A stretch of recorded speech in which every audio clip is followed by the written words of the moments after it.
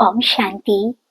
कभी कभी हमारे जीवन में ऐसी ऐसी परिस्थितियां, ऐसा दुख, ऐसी तकलीफ आ जाती है जब हम उसको अकेले हैंडल नहीं कर सकते हैं। हमको किसी ना किसी की मदद की बहुत अधिक जरूरत होती है। वो धन के रूप में हो सकती है, वो किसी प्रकार के सहयोग के रूप में हो सकती है, वो किसी पहचान के रूप में हो सकती है। परंतु हमें दूसरों के दर पर जाना पड़ता है और उनका दरवाजा खटखटाना पड़ता है। और कई बार क्या होता है, वो हमारे मुख पर दरवाजा बंद कर देते हैं, माना हमारी मदद करने से साफ साफ इनकार कर देते हैं। परंतु कई बार क्या होता है, वो मदद तो अवश्य करते हैं, परंतु समय प्रति समय वो अपने द्वारा की गई मदद को गिनवाते हैं, माना अपने द्वारा किए गए एहसान को जताते हैं। फिर हमारे आत्म सम्मान को ठेस पहुंचती है और फिर हमको लगता है, क्या कोई ऐसा दर नहीं है जहां पर मुझे हर वक्त मदद भी मिले, जब भी मुझे किसी भी प्रकार की जरूरत हो, और जो कभी करके सुनाए नहीं। तो 101% एक ऐसा दरवाजा है, एक ऐसा दर है, एक ऐसी चौखट है जहां से कोई भी खाली हाथ वापस नहीं आता। वो ऐसा है जो करके कभी नहीं जताता है, और वो ऐसा है जिसकी पहुंच इस दुनिया में सबसे ऊंची है। और वो दरवाजा है स्वयं परम पिता परमात्मा का।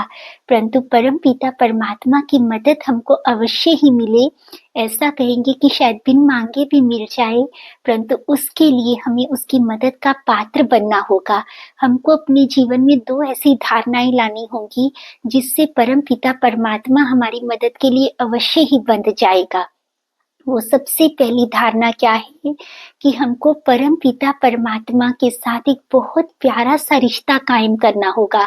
ऐसा नहीं है कि सुख के समय तो हम उसको याद ही ना करें, अपनी खुशियों में तो उसको शामिल ना करें, परंतु जैसे ही कोई दुख आए, तकलीफ आए, किसी भी प्रकार का कष्ट आए, तब हमको उसकी याद आए।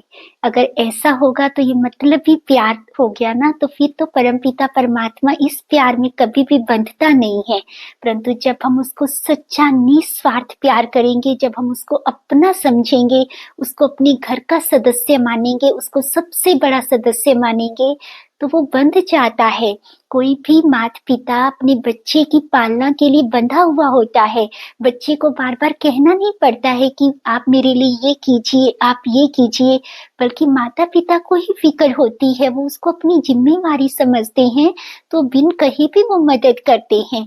जब हम भी परम पिता परमात्मा के साथ एक प्यारा सा रिश्ता कायम कर लेंगे, वो रिश्ता कोई भी हो सकता है, वो पिता का हो सकता है, वो माँ का हो सकता है, एक अच्छे दोस्त का हो सकता है, वो भाई का हो सकता है।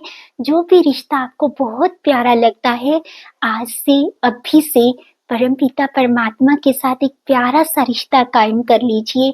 फिर देखना कि जब भी आपको जरूरत पड़ेगी तो वो आपके बिना बुलाए भी दौड़ करके आएगा। क्या कभी मीरा को गिरधर को पुकारने की जरूरत पड़ी थी क्या? गिरधर बंधा बैठा था उसकी मदद करने के लिए। भले किसी ने जहर का प्याला भेजा, भले उसके लिए कांटों की शैया बिछाई, तो क्या कोई उसको जरा सी भी तकलीफ पहुंचा पाया? क्यों नहीं पहुंचा पाया? क्योंकि मीरा का अटूट गहरा दिल का रिश्ता जुड़ा हुआ था ना, तो वो मदद के लिए कैसे नहीं बनता। तो इसी प्रकार जब हम परम पिता परमात्मा को प्यार की डोरी में बांध लेते हैं, तो वो भी बंध जाता है, वो भी हमारी मदद के लिए हमेशा तैयार रहेगा। और दूसरा, उस पर अटूट विश्वास रखिए। जब आप परम पिता परमात्मा पर विश्वास रखते हैं, तो परम पिता परमात्मा को आपके विश्वास के आगे झुकना पड़ता है। परंतु जब आप सब दरवाजे खटखटाएंगे और फिर जब सबसे ना उम्मीद होंगे, फिर अंत में आकर के परम पिता परमात्मा का दरवाजा खटखटाएंगे और फिर उम्मीद रखेंगे कि मुझे मदद अवश्य ही मिलेगी। भले वो मदद तो करेगा, क्योंकि वो रहम, क्षमा और प्यार का सागर है, परंतु हमारी पहली नोक परम पिता परमात्मा के दरवाजे पर होनी चाहिए। फिर हमको किसी और का दरवाजा कभी भी नहीं खटखटाना पड़ेगा। हमारा 100% जब निश्चय होगा तो मदद के लिए बंधा बैठा है। हम बहुत प्यारा सा एक सत्य अनुभव सुनाते हैं, जिससे हमको 100% यकीन हो जाएगा कि जब हम परम पिता परमात्मा को अपना बना लेते हैं, जब वो हमारा मददगार बन जाता है, तो पूरी दुनिया चाहे चाहे चाहे ना चाहे, हमारी मदद के लिए बंधी बैठी है। कोई ऐसा दुनिया में नहीं होगा जिसकी हमें ज़रूरत हो और वो हमारे दर पर ना चल कर के आए। जब हम परमपिता परमात्मा को अपना साथी, अपना सहारा बनाते हैं, तो हमें किसी के दर पर नहीं जाना पड़ता, वो खुद हमारे दर पर चल कर के आता है। ये प्यारा सा अनुभव एक व्यक्ति ने शेयर किया था, जिसे हमने न्यूज़पेपर में पढ़ा, हमको बहुत सुंदर लगा। तो उन्होंने ये लिखा कि जैसे कि मैं परमपिता परमात्मा से बेहद प्यार था मेरा, तो मैंने उसके साथ एक बहुत सुंदर सा दोस्ती का रिश्ता कायम कर रखा था। तो मैं समझता था कि परमपिता परमात्मा मेरा इस सबसे अच्छा दोस्त है। वास्तव में मेरे जीवन में कोई उसके सिवाय था भी नहीं। मेरे लिए मेरा परमपिता परमात्मा मेरा दोस्त ही मेरा संसार था। मेरा जब विवाह हुआ तो मेरी धर्मपत्नी घर में आई। क्योंकि मेरे माता पिता कोई भी नहीं था, मेरा संगी साथी सहारा मेरा सिर्फ एक परमपिता परमात्मा था। फिर वो मेरी जीवन संगिनी बन करके आई। फिर एक प्यारी सी गुड़िया ने जन्म लिया, तो मेरा परिवार बहुत सुखी था। हालांकि मेरे पास बहुत अधिक धन नहीं था, परंतु मैं संतुष्ट रहता था। मुझे ये लगता था कि मेरा बहुत अच्छा सा, मेरा बहुत प्यारा परिवार है। स्वयं परमपिता परमात्मा मेरा दोस्त मेरे साथ है। मेरी धर्म पत्नी भी बहुत सुशील, मेरी बिटिया भी बहुत प्यारी सी। तो मुझे ऐसा लगता था कि मुझे इस दुनिया में कुछ नहीं चाहिए। मैं पल पल परमपिता परमात्मा का, अपने दोस्त का शुक्रिया अदा करता था। और उस व्यक्ति का सबसे सुंदर ये एक था कि जब भी उसके जीवन में कोई भी चीज उसने लेनी तो अपने दोस्त के लिए अवश्य लेनी थी। भले वो पहनने के लिए ले रहा है, भले वो खाने के लिए ले रहा है, तो सबसे पहले वो अपने दोस्त के लिए खरीदता था। और उसका दूसरा क्या था कि वो अपनी हर दिल की छोटी से छोटी बात, अपना हर सुख दुख सब पहले अपने दोस्त के साथ, अपने परम पिता परमात्मा के साथ शेयर करता था। सब कुछ बहुत अच्छा चल रहा था। बहुत कुछ ना होने के बावजूद भी जितना था वो पूर्णतः खुश थे। पूरा परिवार पूर्णतः संतुष्ट था।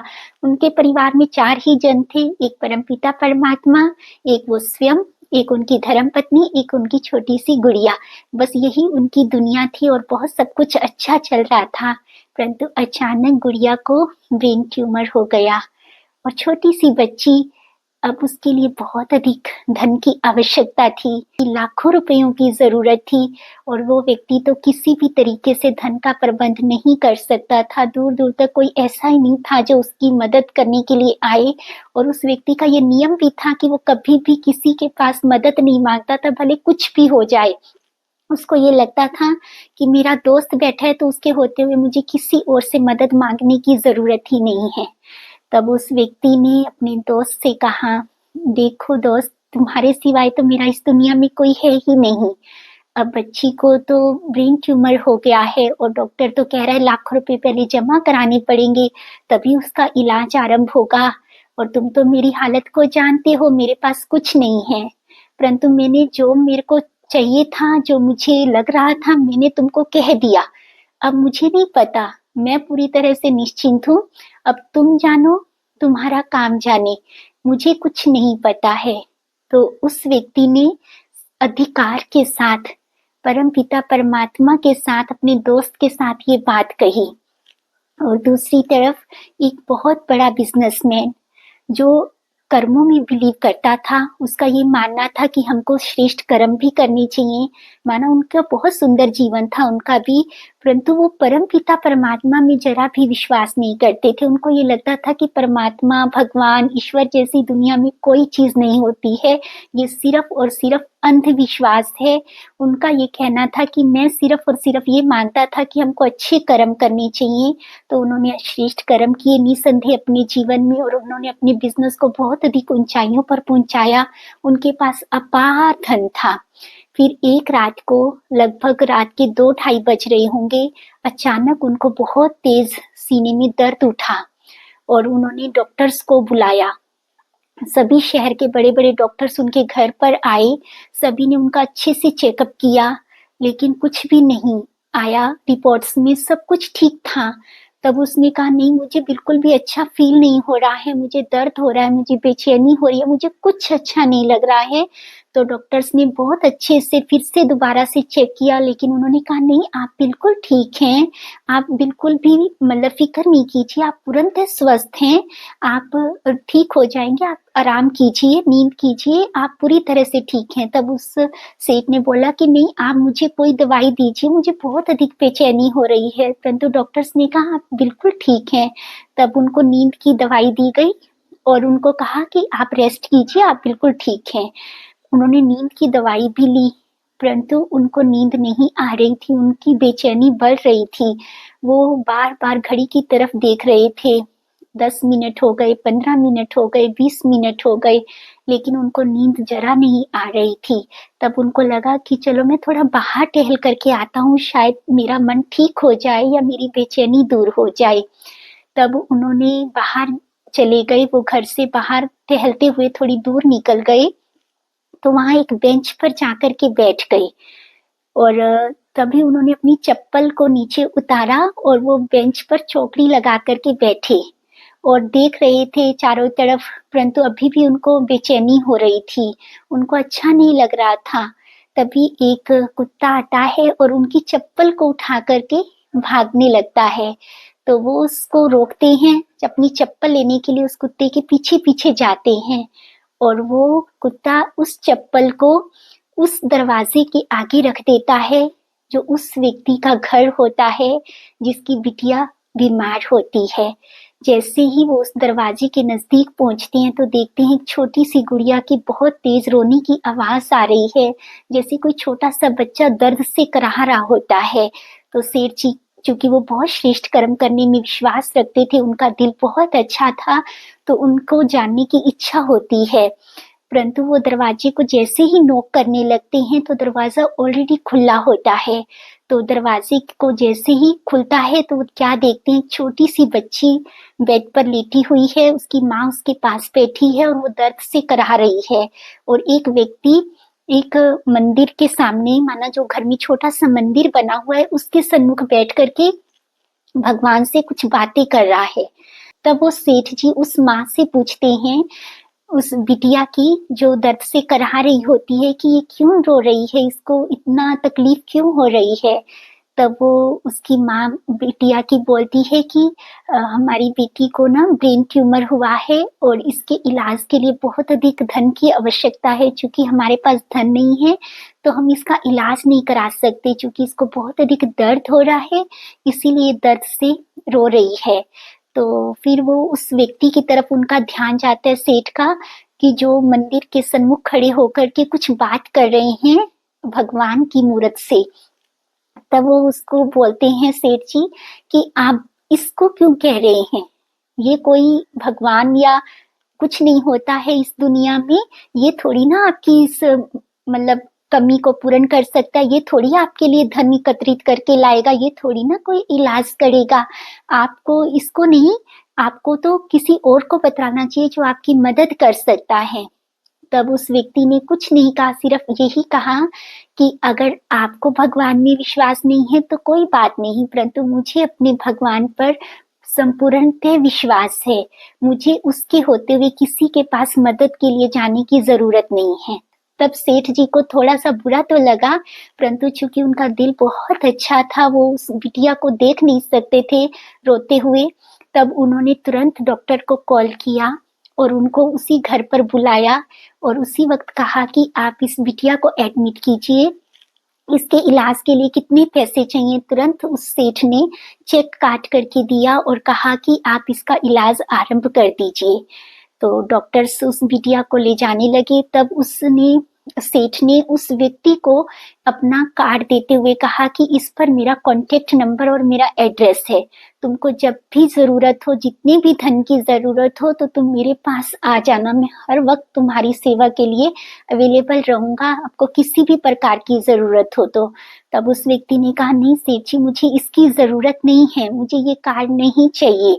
तब उन्होंने कहा, नहीं आपको जरूरत पड़ सकती है, हो सकता है और अधिक धन की आवश्यकता हो या अन्य किसी प्रकार की मदद चाहिए हो, तो आप ये कार्ड रख लीजिए। तब उसने कहा, नहीं सेठ जी, मेरे पास वो एड्रेस है, मेरे पास वो कॉन्टेक्ट नंबर है जिसने आधी रात को आपके पास यहाँ लाया है। आप पूछ रहे थे ना कि मैं उससे क्या बात कर रहा हूँ। मैं उससे यही पूछ रहा था कि क्या आपने बिटिया के इलाज की व्यवस्था कर दी है, क्योंकि बिटिया से दर्द सहन नहीं हो रहा है। अभी और कितनी देर है, तभी आपने दस्तक दी। तो जब मुझे जरूरत होगी तो मैं उसके पास जाऊंगा, जो आपको आधी रात तक यहाँ वहां से आपके घर से यहाँ तक ला सकता है, तो वो किसी को भी पकड़ करके ला सकता है। उसके होते हुए मुझे किसी और सहारे की जरूरत नहीं है। तब सेठ जी को भी लगा, सच में मैं कहाँ आधी रात को उठ करके वहां से यहाँ तक चल करके अपने आप तो नहीं आया हूँ। कोई तो था जो मुझे यहाँ तक खींच करके लाया।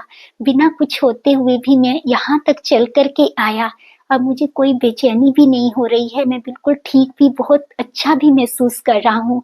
उस दिन से उस सेठ जी ने कहा कि वाकई में मुझे भी लगा कि भगवान, उस परम सत्ता जैसी शक्ति सच में है इस दुनिया में, और उसकी दुआएं, उसका आशीर्वाद भी होना जीवन में बहुत बहुत अधिक जरूरी है।